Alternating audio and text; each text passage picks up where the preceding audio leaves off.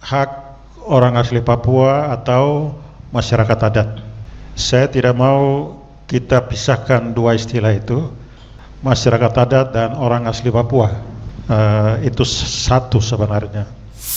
Kalau kita tidak mendaftarkan hak wilayah dalam administrasi negara, maka negara akan menggunakan pasal 33 dalam Undang-Undang Dasar 45, bahwa negara menguasai sumber daya alam dan semuanya.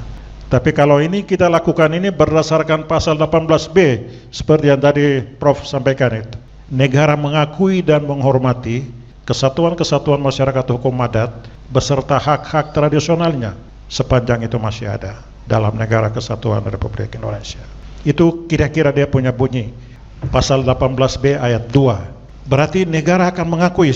Ini contohnya menteri datang untuk memberikan pengakuan bahwa ini tanah adat.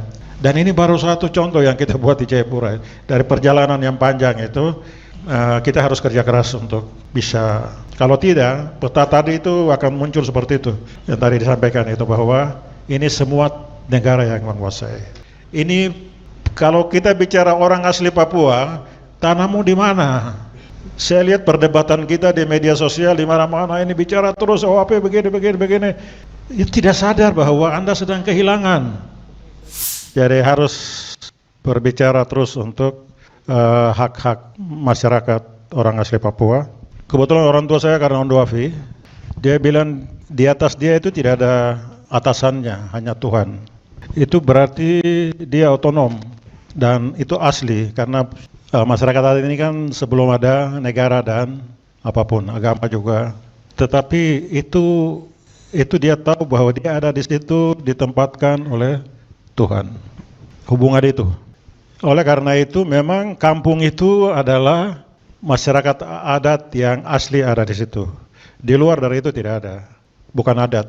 Begitu. Jadi segala sesuatu memang harus dimulai dari situ. Kalau kita bicara mengenai orang asli Papua, karena dia ada punya sistem, dia punya struktur, dan dia punya masyarakat jelas, marga, ada terbagi dalam klan-klan itu mata rumah, dan mereka ada punya batas wilayah atau ruang hidup mereka, dan mereka punya sejarah asal-usul. Di luar sistem itu mungkin bicara hanya sebagai administrasi saja pemerintahan. Nah karena itu sistem ini ketika tahun 2000-an kita mulai dengan pekerjaan-pekerjaan LSM, kita membantu pemerintah Kabupaten Jayapura, kita menemukan bahwa ada satu soal